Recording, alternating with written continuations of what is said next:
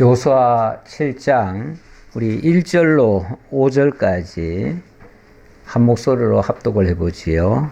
이스라엘 자손들이 온전히 바친 물건으로 말미암아 범죄하였으니 이는 유다 지파 세라의 증손 삽디의 손자 갈미의 아들 아간이 온전히 바친 물건을 가졌음이라.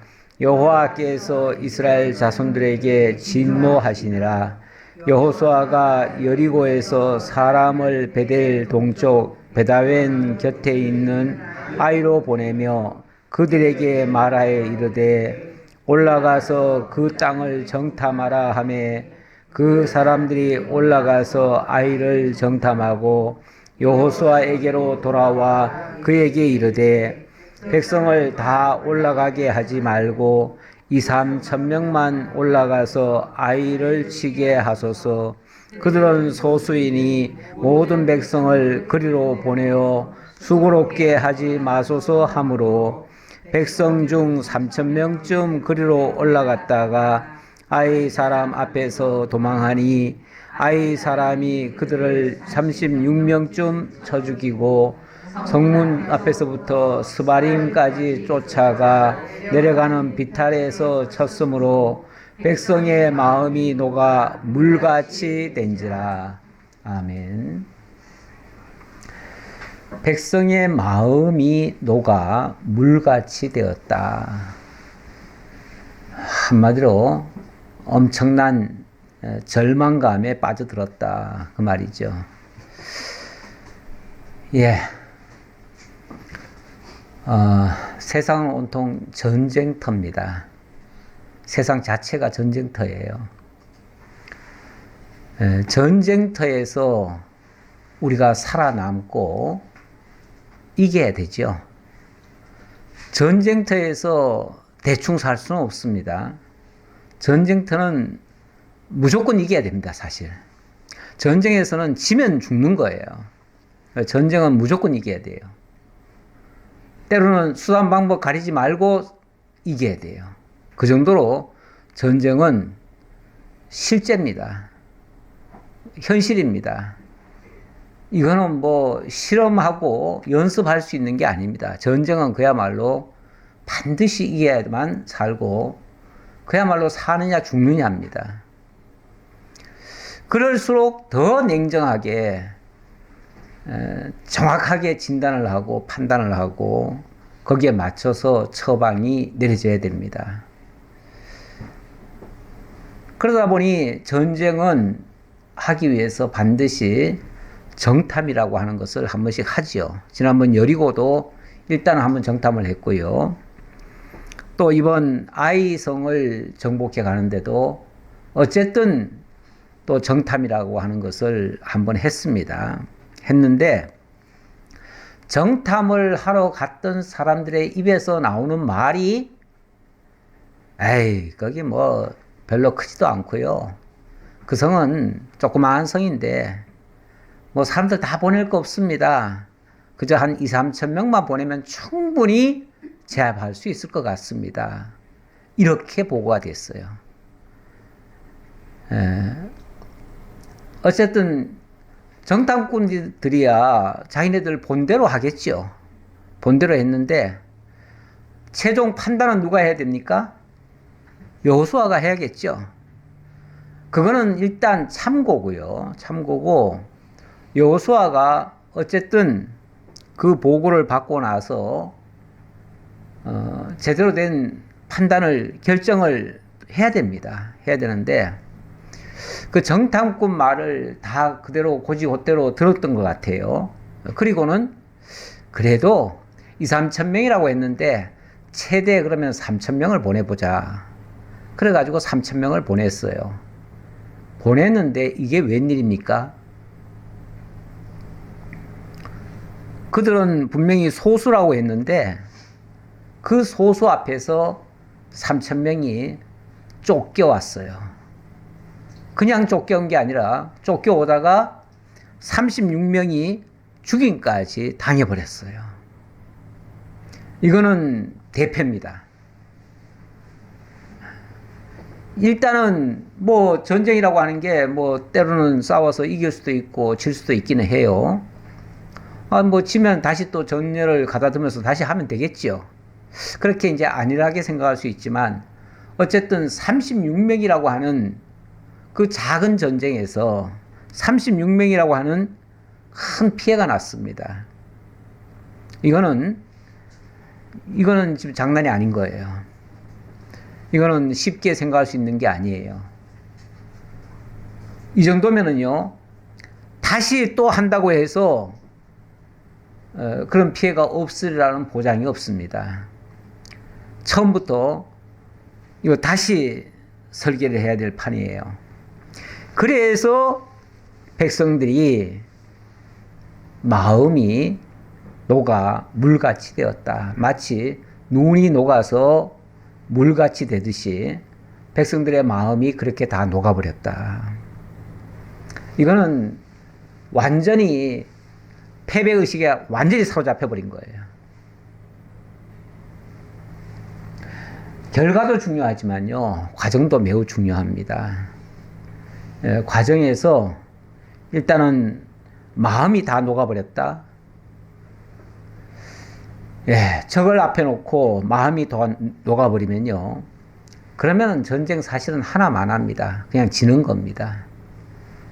어쨌든 강하고 담대함이 있어야 되는데 사건 하나 만나니까 또 마음이 주저앉아 버렸네요.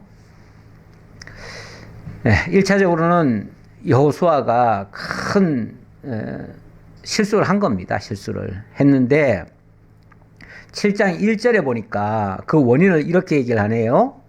이스라엘 자손들이 온전히 바친 물건으로 말미암아 범죄하였으니 이는 유다 지파 세라의 증손 삽디의 손자 갈미의 아들 아간이 온전히 바친 물건을 가졌음이라. 여호와께서 이스라엘 자손들에게 진노하시니라. 자, 이게 단순히 적이 세고 우리가 약해서가 아니라 이스라엘 백성들이 하나님 앞에 범죄했기 때문에 그렇다.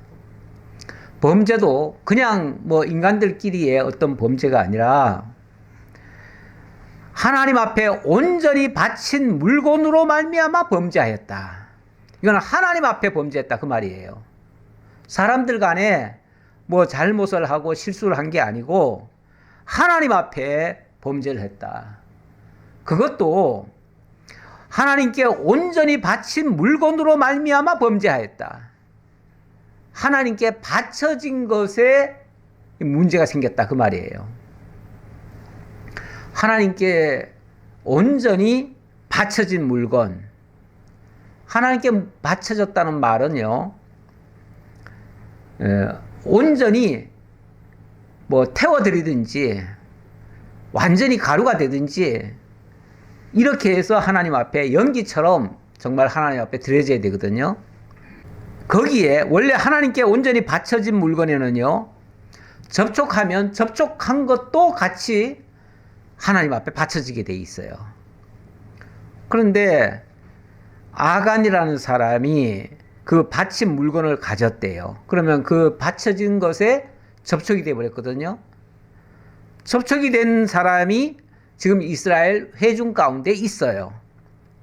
그러면은 하나님께 바쳐진 것에 어떤 사람이 접촉이 돼 있고 접촉된 사람이 이스라엘 백성 가운데 있으면 그 백성들도 같이 접촉이 되는 꼴이 돼버려요. 이렇게 되면 연쇄적으로 하나님께 다 바쳐져야 돼요. 원래 하나님께 바쳐진 거는요, 사람이 바꿀 수가 없습니다. 임의로 바꿀 수가 없어요. 이미 하나님께 바쳐졌기 때문에 어떤 경우에도 바쳐져야 돼요. 여기서 이제 하나님께 바쳐졌다는 말의 의미가 무엇인지 그걸 한번 잠깐 생각해 보고요. 일단은 하나님께 바쳐졌다고 하는 것은 하나님의 것으로 구별된 것이죠. 하나님의 것으로 이미 드려진 것, 바쳐진 것. 거기에는 접촉되는 자마다 함께 바쳐지게 돼 있어요. 그런데 여리고성은 약속의 땅 가나안의 뭐죠? 첫 성이라고 그러죠. 첫 성. 하나님이 그렇게 말씀하셨어요. 모든 첫 것은 나의 것이다. 하나님의 것이다. 이렇게 말씀하셔요. 그러면은 성도 마찬가지예요. 성도 가나안 땅에 성이 많죠. 앞으로 뭐 수십 개가 뭐 있을 거예요. 수십 개가 아니라 수백 개가 될 거예요. 그 중에 첫 번째 성은 어쨌든 하나님의 것으로 구별하셨어요. 모든 것의 시작은 하나님께로부터 시작되고 하나님의 것으로 완전히 구별됐어요. 하나님이 온전히 여리고를 무너뜨리셨는데 그것도 아예 그냥 뭐 완전히 폭삭 주저앉게 만들어 가지고 그 두꺼운 그 성이 폭삭 주저앉아 가지고 아예 터마저 다 부서질 정도로 이게 이제 온전히 받쳐들인 성의 모습이거든요. 우리 하나님께서 여리고를 그런 식으로 정복을 하셨어요. 이거는 어디까지나 이스라엘 백성들이 공격을 해서 승리한 게 아닙니다. 이스라엘 백성들은 거기서 힘을 쏟은 것이 없어요, 사실. 힘을 쏟았다면 하나님이 하루에 한 바퀴씩 돌으라고 한 거, 거기에 순종한 게 전부였어요. 그리고 마지막 7번째는 함께 소리 지르라는 게 전부였어요. 거기에 무슨 이스라엘 백성들이 무슨 손을 대서 승리했습니까? 뭘 했습니까? 아무것도 안 했어요. 그냥 하나님이 돌으라는 대로 돌았고 소리 지르라는 대로 소리 질렀을 뿐이에요. 그런데 그냥 와장창 무너졌거든요. 이건 철저하게 하나님의 것은 하나님이 취하신 거예요. 그리고 이거는 하나님의 것이니까 너희는 손을 대지 말아라. 오히려 이스라엘 백성들은 손을 대면 안 돼요. 그런데 이제 마지막에 이제 그들이 다 무너진 다음에 어쨌든 그 안에 있는 백성들이 있을 거 아니에요. 살아있는 사람들. 그들만 도륙하라 그랬거든요. 그들만 도륙하라 그러고 거기에 있는 물건은 하나도 손대지 말아라. 그렇게 했는데 아간이라는 사람이 그곳에 들어가 가지고 보니까 좋은 게 너무 많은 거예요. 그러니까 외투 한 벌에다가 또 아마 금덩어리를 따로 챙긴 것 같아요. 이 사실은 아무도 몰랐습니다. 아무도 몰랐어요.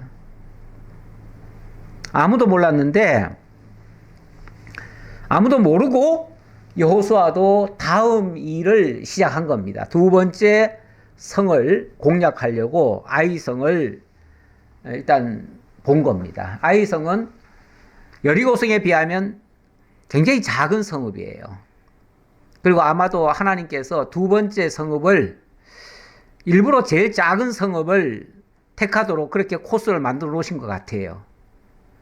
그러다 보니 여호수아를 비롯한 그 정탐꾼들은 그쪽 형편을 일단 보니까 에이, 이 정도는 뭐 별거 아니다 이렇게 생각하게 만든 거예요. 그래서 백성들이 다 정탐을 한 다음에 3절 여호수아에게로 돌아와 그에게 이르되 백성을 다 올라가게 하지 말고 2-3천 명만 올라가서 아이를 치게 하소서. 뭐 많이 갈 거 없습니다. 2-3천 명만 가도 충분할 겁니다. 그들은 소수이니 왜 2-3천 명만 가라고 했냐면 거기에 사람이 얼마 안 살아요. 소수이니 모든 백성을 그리로 보내어 수고롭게 하지 마소서.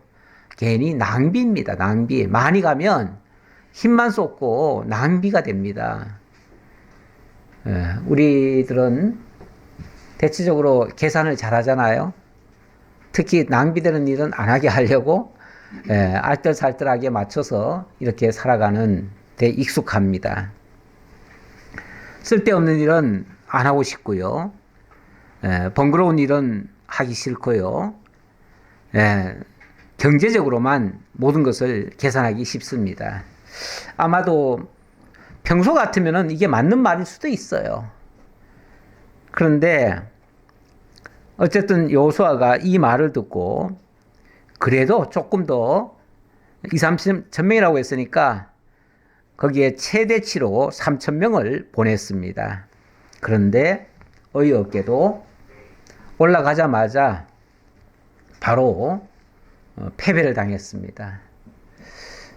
그런데 원래 강한 자들에게 패하면요 그렇게 억울하지 않아요. 그런데 약한 자에게, 깔보던 자에게 당하면요 이거 뭐 어떤 대책이 안 서는 거예요. 분명히 자기들 계산으로는 이길 것 같은데, 그런데 모든 게 안 되는 거예요. 이래도 안 되고 저래도 안 되고 그러면요 사람이 이거 뭐 안 되는구나, 뭐가 잘못됐구나 이렇게 생각해서 그만 낙심을 하게 되어져요. 여호수아도 마찬가지입니다. 그래서 6절에 여호수아가 옷을 찢고 이스라엘 장로들과 함께 여호와의 궤 앞에서 땅에 엎드려 머리에 티끌을 뒤집어 쓰고 점을 들어 있다가 이르되 슬프도소이다 주 여호와여, 슬프도소이다 주 여호와여. 아마 진심으로 정말 애통함이 있었을 겁니다.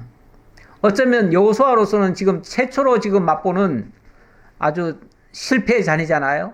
예. 모든 일이 지금까지 잘 풀려왔고 정말 하나도 막힘이 없이 지금까지 됐는데 갑자기 지극히 작아 보인 그 대적 앞에서 패배를 당하니까요. 야, 이런 거 하나도 우리가 감당을 못해? 이것도 하나도 못 이겨? 그럼 앞으로 뭘 할 수 있겠어?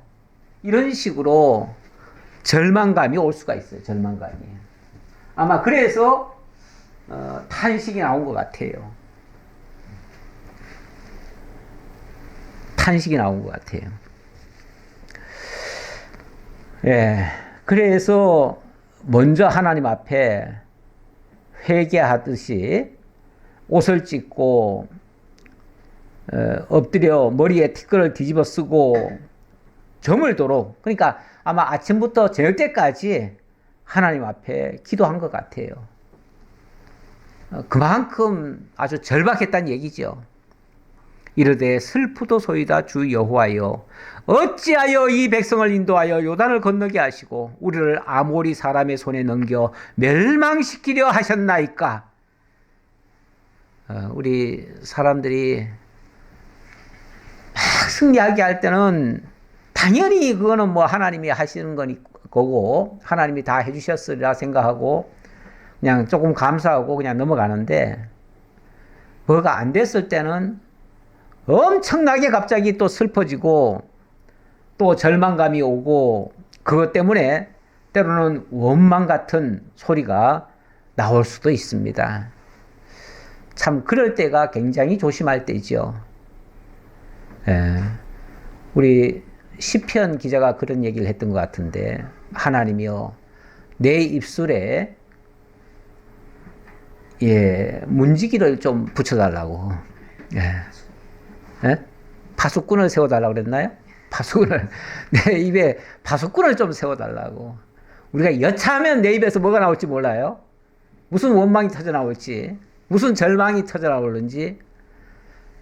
정말 하나님이 내 입술을 안 붙들어주면 내 입에서도 별스러운 소리가 다 나올 수도 있어요. 우리 하나님께 정말 나를 붙들어 달라고 이렇게 기도해야 되는데, 여호수아 입에서도 이런 말이 나오네요. 어찌하여 이 백성을 인도해서 요단을 건너게 하시고. 그럼 요단을 건넌 게 뭐 문제가 있습니까? 요단 건너게 한 거에 대해서 약간 좀 뭔가 투정 같은 소리가 나오지요. 그러면서 우리를 아모리 사람의 손에 넘겨 멸망시키려 하셨나이까. 다시 말하면 여기까지 데려다가 우리 다 죽이려고 이러십니까? 그 말이죠. 일찍이 이스라엘 백성들이 광야에 왔을 때 뭐 하나 자꾸 가로막히면은 그럴 때마다 한다는 소리가, 애굽에 매장지가 없어서 우리를 데려다가 여기다 다 끌어묻으려고 이 광야로 데려왔습니까? 뭐 이런 식으로 얘기를 했죠. 우리는 뭐 조금만 안 되면은 그냥 하나님이 우리 죽이려고 이러십니까? 하고 그냥 마치 절망 비슷한 소리를 자꾸 하되는데, 좀 크게 생각을 해보셔야 됩니다. 우리 하나님이 중간중간 우리에게 실패도 맛보게 하시긴 합니다. 근데 실패를 맛봐야 실패 속에서 하나님의 교훈이 나옵니다. 실패는 성공의 어머니란 말도 있잖아요. 실패가 없이는요, 원래 성공이라고 하는 것도 진정한 의미의 성공은 깨닫지 못합니다. 작은 성공들이야 수시로 우리가 경험할 수 있지만 큰 성공은요, 실패 끝에 나오는 법입니다. 사실은 실패라고 하는 것이 경험 없이는 성공이라고 하는 것에 도달이 안 돼요. 그래서 작은 실패들 가끔씩 하나님이 맛보게 하셔요. 그래야 내가 뭘 하려고 하다가 내가 하는 게 아니라 하나님을 의지하면서 하나님의 말씀대로 행하게 되어지죠. 어찌 보면 여호수아의 실수라면 사람의 말을 그대로 믿고 하나님의 인도를 안 따랐던 것 같아요. 어쩌면 기도하지 않고 이 일을 쉽게 생각해서 그냥 한 것 같아요. 만약에 기도를 했더라면 아마도 아간이 이렇게 범죄를 했다는 것을 사전에 알았을 수도 있어요. 그렇죠? 그런데 어쨌든 지금 앞에서 지금 선에서 7장 들어가자마자 아간이 범죄했다라는 말을 먼저 했어요. 했지만 이거는 여호수아가 알고 이 말을 적은 게 아니에요. 그렇죠? 이건 어찌 보면 결론적인 얘기를 먼저 한 거예요. 그리고 이제부터 아이성을 침략해 들어가는데 나중에 실패를 했잖아요. 실패하고 나서 나중에 하나님이 이게 어찌된 영문입니까? 왜 이러셨습니까? 라고 하니까 그제서야 답변해 준 것이 바로 아간이 이렇게 범죄한 거야 라고 알려준 거예요. 그런 범죄 사실을 성령께서는 이걸 미리 우리에게 힌트를 준 거예요. 이런 큰 문제가 있었다라는 걸 먼저 준 거예요.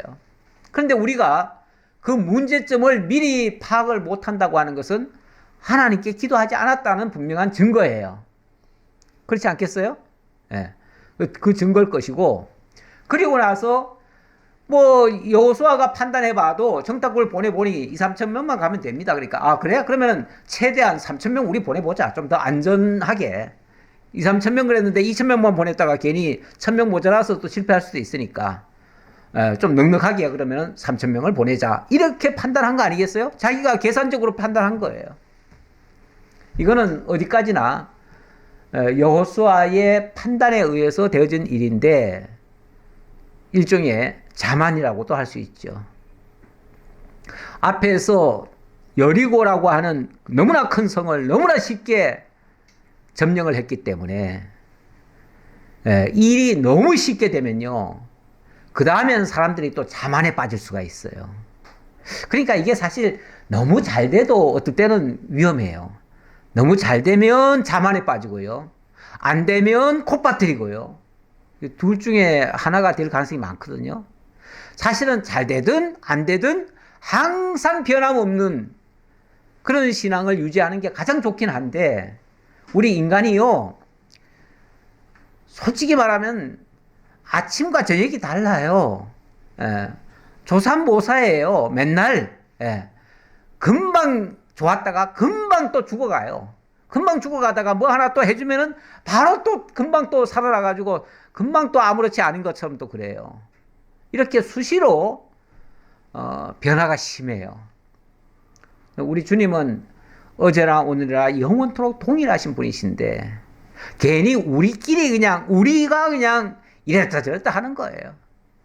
수시로 그냥 판단도 지 마음대로 해버리고 이러니까 하나님의 뜻을 왜곡시켜 놓고는 그리고는 또 하나님이 왜 이러셨습니까? 하고 또 원망 비슷하게 또 하나님 앞에 또 따져대기는 하고요. 어쨌든 하나님은 변함없어요. 하나님은 그냥 원칙대로 하시는 거예요. 하나님은 첫 것은 내 것이야. 이 사실은 변함없어. 어떤 경우에도 이거는 침범 안 돼. 이렇게 말씀하셨어요.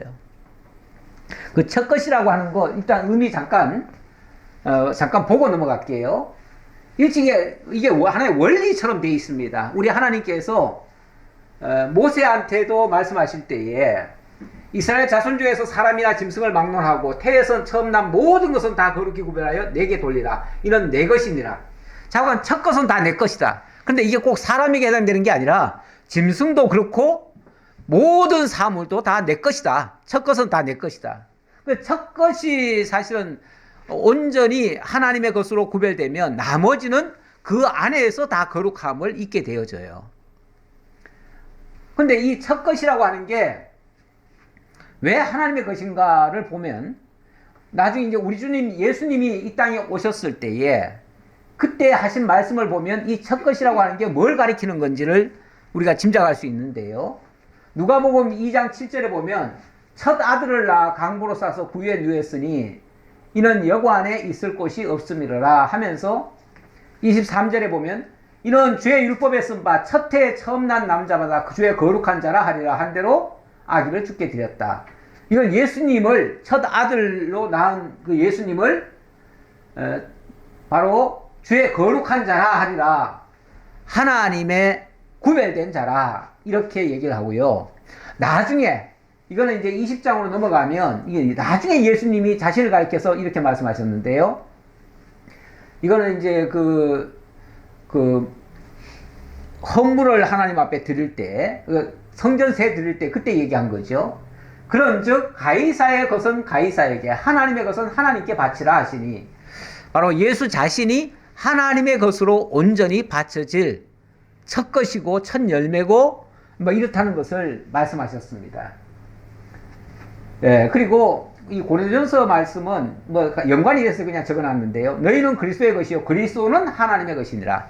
그리스도가 진짜 첫 것이고 하나님의 것이다. 온전히 하나님께 바쳐질 온전한 제물이 되신다라는 뜻으로 설명을 드렸습니다. 자, 이렇게 일단 첫 것이 무엇인가를 설명을 드리고 계속해서 본문을 보겠습니다. 그러니까 이런 배경을 이해하시고 이런 것을 의미하고 있다는 것을 이해하시고 그리고 내용을 다시 보겠습니다. 자, 아까 왜 우리를 요단을 건너게 하시고 아모리 사람의 손에 넘겨 멸망시키려 하셨나이까? 라고 약간 투정하듯이 얘기를 했습니다. 그리고는 이렇게 말을 하네요. 우리가 요단 저쪽을 만족하게 여겨 거주하였다면 좋을 뻔하였나이다. 이거 무슨 소리입니까? 우리가 요단 동편 땅도 제법 컸잖아요. 그 땅을 하나님 먼저 주셨잖아요. 솔직히 우리 여기서 그냥 살으라고 하면 이걸로 만족할 텐데 뭐 때문에 서편 땅까지 기어코 와가지고 여기서 이런 패배를 당하게 하십니까? 그 말이잖아요. 그러면은 여호수아 자기 마음 같아서는 어떻다는 거예요? 안 오는 게 좋을 뻔했다는 얘기잖아요. 안 오는 게. 여기 안 왔으면 이런 실패도 안 보죠. 그렇죠. 우리가 일을 안 하면요 실패란 없습니다. 일을 안 하면 실패란 없어요. 그래서 실패를 맛보기 싫은 사람은 일을 안 해요. 아예 아무것도 안 해요. 도전도 안 해요. 그러면 그 사람에게는 실패가 없지요. 그러면 성공한 건가요? 실패 안 했으니까 성공한 건가요? 도전을 안 했으니 성공할 것도 없지요. 실패도 없겠지만 성공할 것도 없어요. 아무것도 없죠, 뭐. 실패가 무서운 사람은 아무것도 못합니다. 그러나 실패를 거울 삼아서 하나님의 뜻을 이루는 일에 두려움 없이 나아가는 것이 그게 하나님의 또 뜻이죠. 거기에는 실패도 있을 수도 있습니다. 하나님 뜻을 잘 모르면, 판단 잘못하면 실패할 수 있는 거죠. 그러나 실패는 곧 성공을 다시 불러올 수 있는 또 기회가 되어져요. 그러니까 실패를 두려워하지 말고 실패가 있으면 실패를 거울 삼으면 돼요. 그리고 계속 나아가면 돼요. 그걸 가지고 무슨 왜 그렇게 했느냐는 듯이 차라리 하지 말지 왜 했느냐고 그럴 바에는 하지 말지 뭐 이런 식으로 얘기하는 거는 매우 안 좋은 처방입니다. 근데 참 여호수아가 정말 믿음의 사람이고 정말 참 대단한 그런 용사인데 이런 실패를, 작은 실패를 하나 맛보고는 이렇게 말을 하는 거 보니까 역시 인간은 별 수 없습니다. 인간은 이게 한계입니다. 뭐 대단한 믿음이 있다고 해도 역시 실패를 보면 슬퍼하고요, 괴로워하고요, 힘들어하고요, 때로는 낙심도 하고요. 그게 인간의 한계예요. 그러니까 누가 낙심한다고 해가지고 왜 믿음 없이 낙심하고 앉았냐고 또 이렇게 책망해도 안 돼요. 다 그럴 수 있어요. 다 그럴 수 있어요.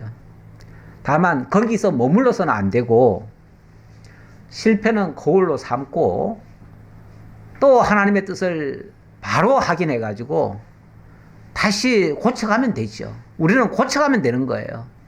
언제나 고치는 게 중요하지, 뭐, 한 번 실패했다고 영원히 망하는 거 아니에요. 괜찮아요. 실패는 얼마든지 하셔도 괜찮아요. 마지막이 성공하면 돼요. 그래서 끝이 좋으면 다 좋다는 말도 있어요. 우리는 반드시 하나님께서 끝을 좋게 하실 거라고 하는 이 약속을 가지고 지금 과정을 살아가고 있어요. 과정 속에서 조금 실패하더라도 두려워할 필요 없다. 이 말씀 드리고요. 자, 주여, 이스라엘이 그의 원수들 앞에서 돌아섰으니 내가 무슨 말을 하오리이까? 가나안 사람과 이 땅의 모든 사람들이 듣고 우리를 둘러싸고 우리 이름을 세상에서 끊으리니 주의 크신 이름을 위하여 어떻게 하시려 하나이까 하니. 아니 뭐 이거 하나 했다고 그냥 무슨 천지가 무너졌습니까? 하늘이 지금 뚫어졌습니까? 어떻게 이거 하나 때문에 그냥 이렇게 말을 합니까? 예. 자, 이제 저 원수들 앞에서 우리가 지금 패배를 했으니 이제 가나안 사람들이 어떻게 생각했느냐 그 말이죠. 이제부터는 원래는 그들이 사실은 간담이 다 녹았었잖아요. 그런데 그들이 이제 득세를 하고 우리가 이제 간담이 다 녹아버리고 이제 그들이 우리를 둘러싸고 우리 이름을 세상에서 끊을 거 아닙니까? 이렇게 얘기를 해요. 아니 그거 한번 실패했다고 끊어집니까? 물론 이렇게는 생각할 수 있어요. 지금 여기가 이스라엘의 보호받을 수 있는 장소는 아니에요. 여기가 지금 적진입니다. 적진 한가운데 들어와 가지고 거기서 지금 잠시 여리고를 지금 점령했을 뿐이에요. 그리고 지금 길갈에 그야말로 사실은 하루하루가 위태로운 그런 곳에서 지금 머물고 있어요. 그러면서 앞으로 지금 가나안 전체를 지금 다 점령을 해야 될 판인데 이번 사건을 통해서 저 가나안 사람들 이제 그들이 만약에 전부 다 떼거지로 모여왔다. 그럼 어떻게 될까요? 그러면 두렵지요. 솔직히 두려워요. 왜냐하면 야 이제 보니까 저놈들 별거 아니네. 우리 다 같이 힘을 모아서 한꺼번에 그냥 덤벼버리자. 이래버리면은 우리가 이제 꼼짝없이 여기서 뒤로 피할 수도 없고 앞으로 갈 수도 없고 여기서 이제 우리가 끊어질 수도 있다. 이런 위기감을 느끼는 거죠. 제가 언젠가도 그 얘기 말씀드렸습니다만은 우리가 용기가 나는 것도 어찌 보면 뭔가 하나를 제대로 깨달았을 때 용기가 나기도 하지만 뭘 하나를 잘못 판단하면요 완전히 절망 또는 나락에 빠질 수도 있어요. 우리 하나님이 누굽니까? 야곱을 때가 돼서 바담 아람에서 다시 이제 베들로 올라오게 하시잖아요. 올라오게 하시는데 올라오다 보니 그들이 그렇죠. 그 형이 자기를 마중 나온다는 소리가 들려왔어요. 그런데 형이 사실은 그게 정확한 정보인지는 모르겠으나 어쨌든 야곱이 듣기는요. 야곱은 형한테 죄를 지은 게 있잖아요. 그렇죠? 죄를 지은 게 있어요. 옛날에 속이고 그 형이 받을 장자권을 자기가 가로채 버렸어요. 이런 죄를 지었고 그때 형이 원수처럼 여겨가지고 이놈을 내가 반드시 죽이겠다 라고 해가지고 도망을 갔잖아요. 항상 죄 지은 놈은요 벌벌 떨려요.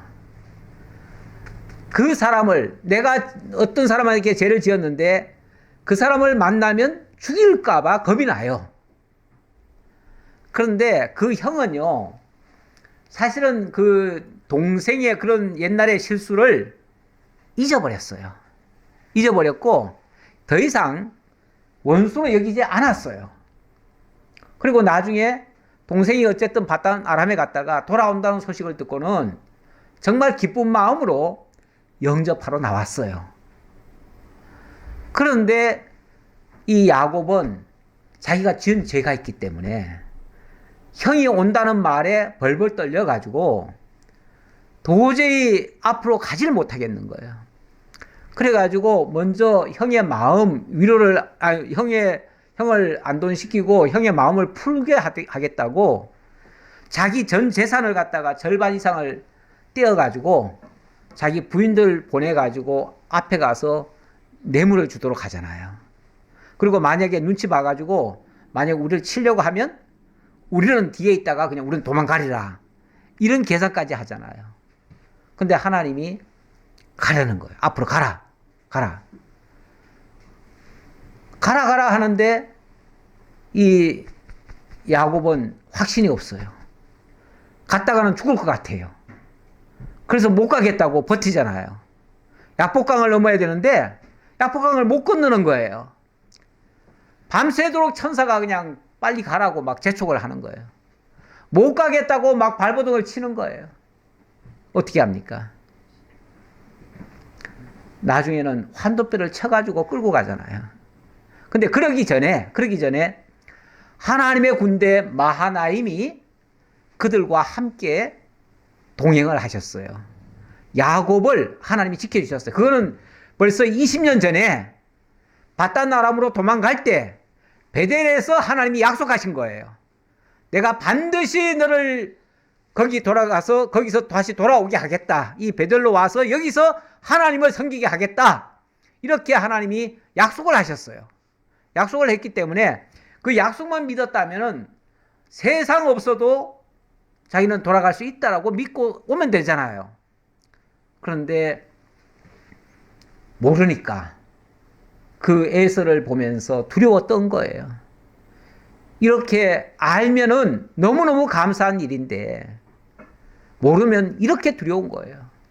그리고 하나님이 천군 천사 마하나임이라고 하는 게 하나님의 군대라는 뜻이거든요. 하나님의 군대가 지켜주고 있어요. 거기에 총대장은 만군의 여호와예요. 만군의 여호와가 총대장으로서 직접 진두지휘하면서 야곱을 지금 이끌고 가고 있어요. 그런데 못 가겠다고 난리를 치는 거잖아요. 가면 죽을 줄 알고. 사람이 죽을 것 같으면요 두려워 떨어요. 그런데 하나님이 나를 붙들고 있다는 확신만 있으면은 아무것도 두려운 게 없어요. 그러니까 하나님을 아느냐 모르느냐가 이렇게 힘이 달라요. 알면 능히 이겨낼 수가 있고 모르면 두려워 떨어요. 세상에 천하의 여호수아가 그 엄청난 약속을 받고 그리고 온갖 하나님의 능력을 다 보고도 작은 하나의 실패를 보면서 그만 벌벌 떨고 있어요. 벌벌 떨고 있어요.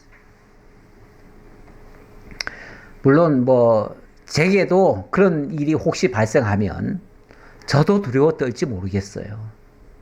우리 모두가 다 그럴 수 있을 거예요. 그러니까 우리가 약하지요.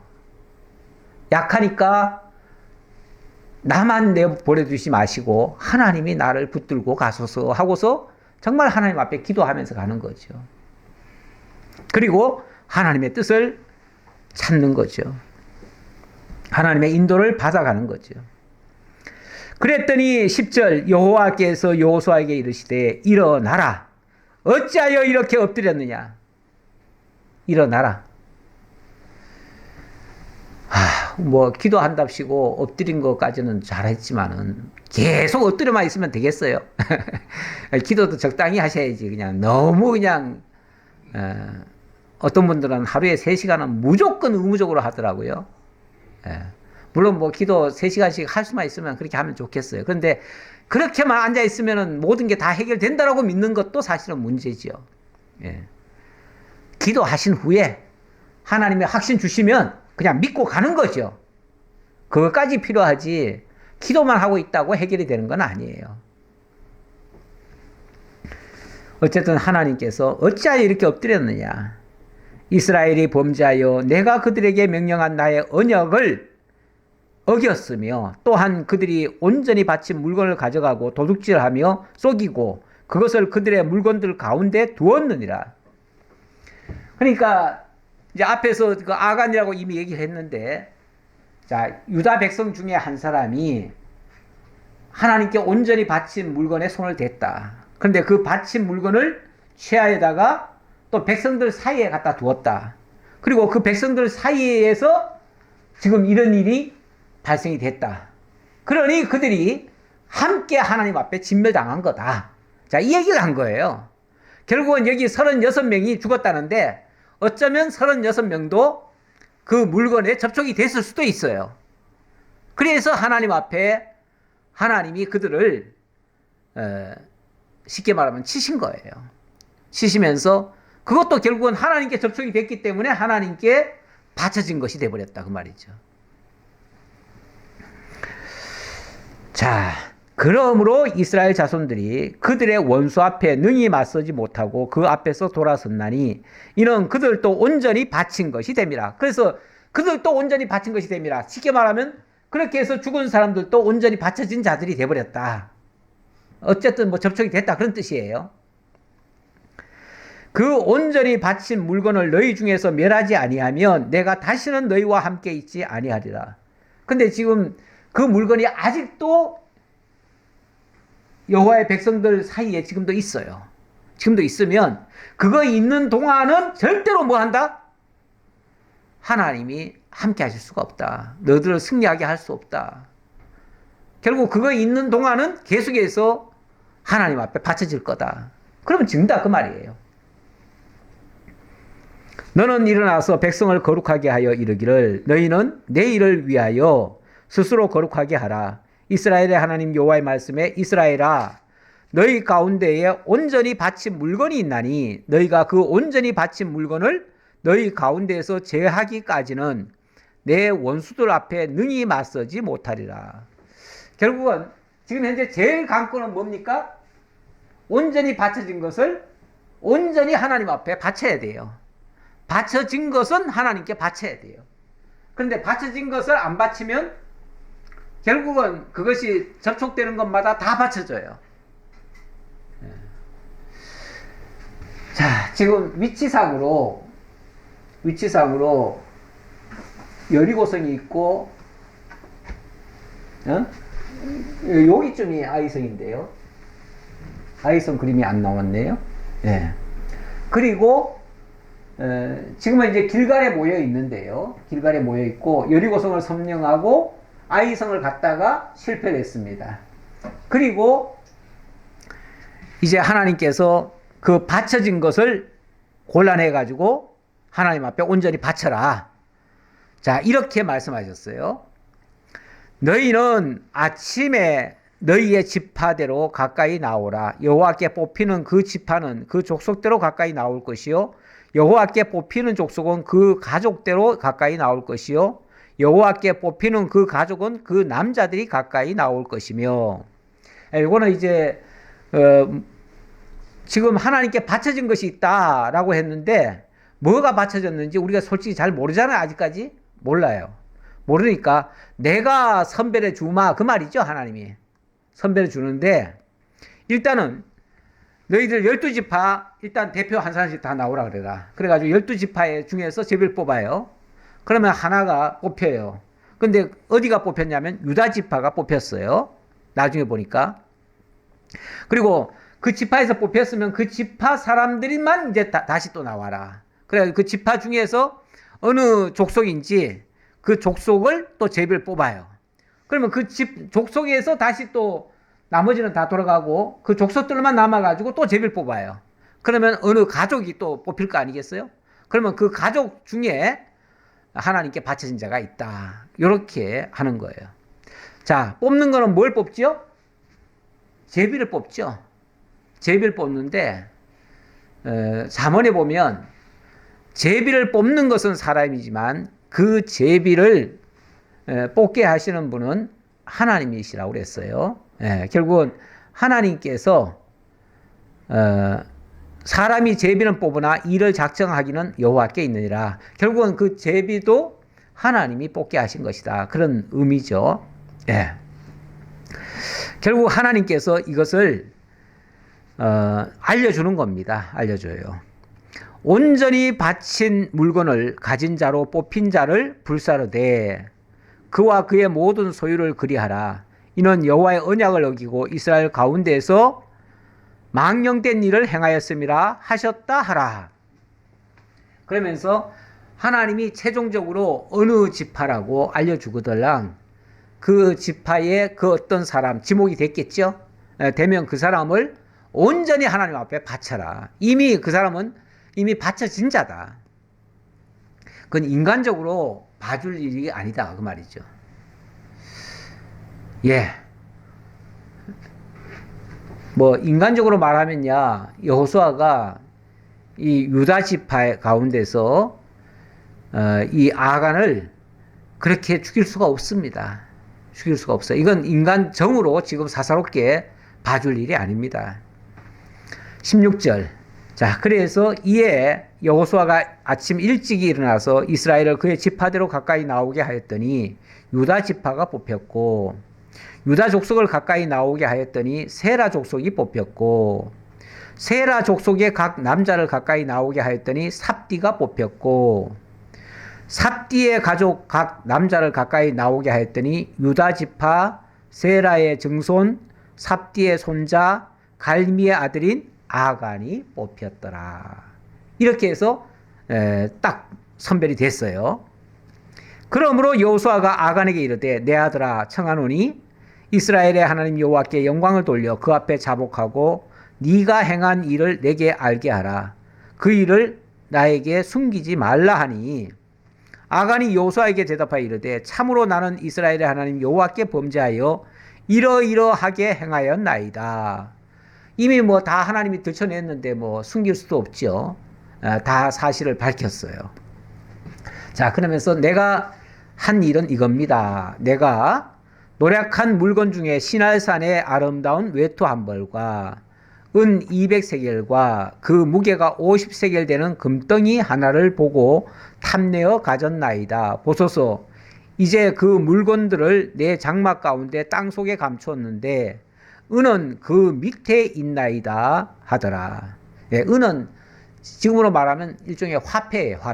화폐인데 이런 것들이 다 거기 지금 숨겨져 있습니다라고 다 얘기를 했어요. 이에 여호수아가 사자들을 보내매 그의 장막에 달려가 본즉 물건이 그의 장막 안에 감추어져 있는데 은은 그 밑에 있는지라. 정확하게 그대로 있어요.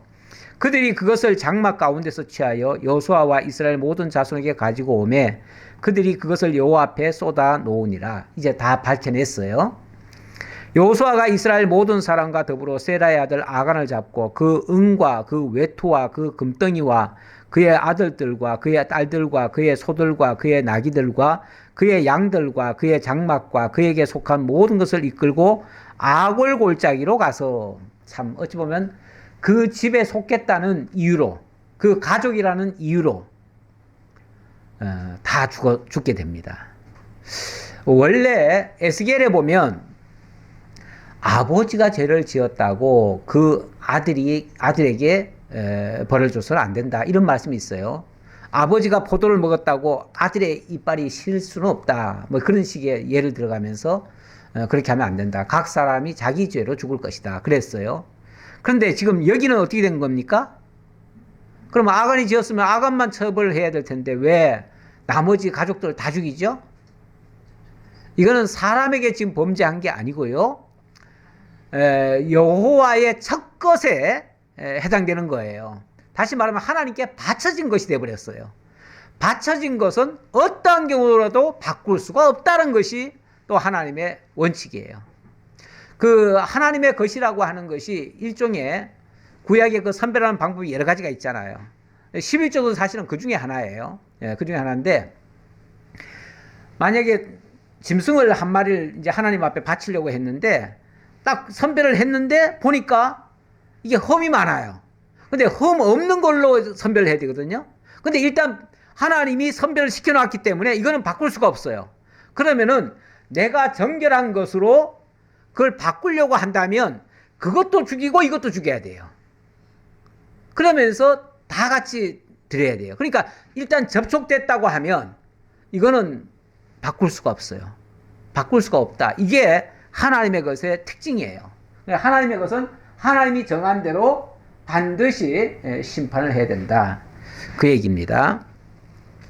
자, 그리고 여호수아가 모든 했나요? 네. 25절. 그래서 이제 아골 골짜기로 끌고 가라고 그랬죠? 여호수아가 이르되 네가 어찌하여 우리를 괴롭게 하였느냐? 여호와께서 오늘 너를 괴롭게 하시리라 하니 온 이스라엘이 그를 돌로 치고 물건들도 돌로 치고 불사르고 그 위에 돌 무더기를 크게 쌓았더니 오늘까지 있더라. 여호와께서 그의 맹렬한 진노를 그치시니 그러므로 그곳 이름을 오늘까지 아골 골짜기라 부르더라. 아골 골짜기. 아골 골짜기란 말이 뭐죠? 여기 보니까 괴로움이라 이렇게 표현되어 있네요. 아골, 이게 괴롭다 이런 뜻이에요. 너희가 어찌하여 이스라엘을 괴롭게 하였느냐라는 말에서 이제 시작된 말이고, 결국은 이스라엘 이 아간이 죽음으로 말미암아 이스라엘이 그 괴로움에서 어찌 보면 풀려나는 거예요. 물론 아간은 자기 죄로 말미암아 죽는 거예요. 그러나 이스라엘 백성들 전체를 살리기 위해서 그가 어찌 보면 희생되는 셈이에요.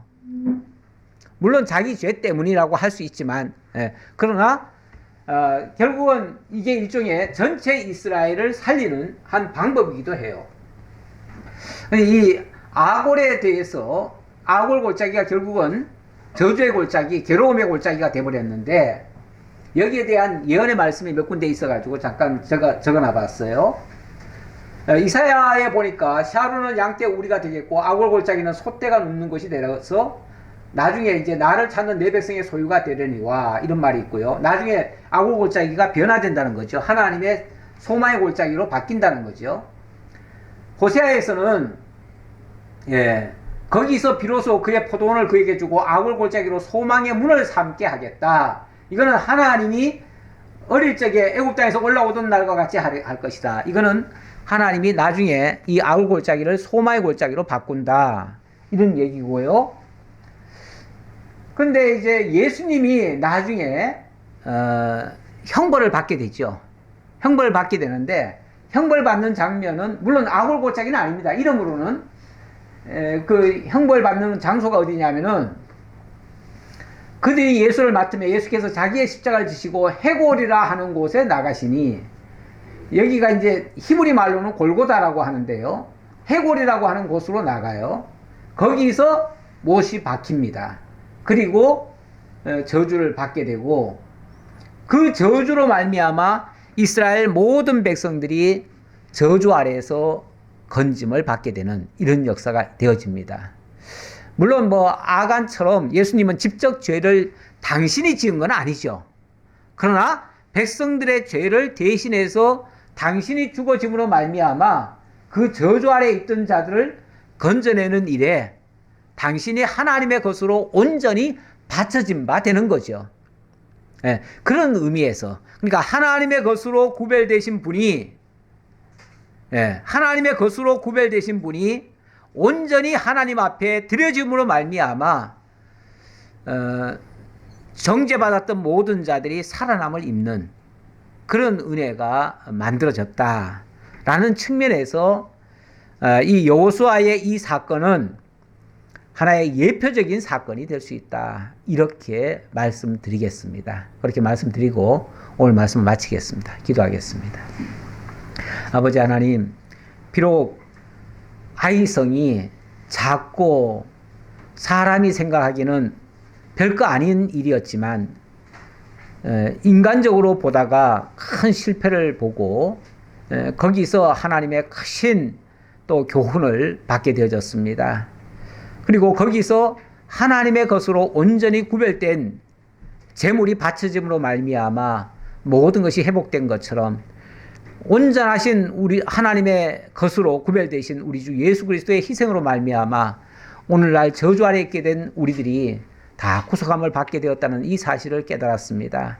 아버지 하나님, 늘 하나님께 드려지는 저희들의 삶이 되어지고 하나님으로 말미암아 그리스도로 말미암아 구속함을 입은 우리들이 그 은혜의 영광을 찬양하며 살아갈 수 있는 저희가 되게 하옵소서. 하나님의 뜻을 몰라서 두려워 떨던 저희들입니다. 늘 하나님의 뜻을 발견해서 하나님의 인도 따라 살아가는 저희 모두가 되게 하옵소서. 감사드리옵고 예수님 이름으로 기도하옵나이다. 아멘.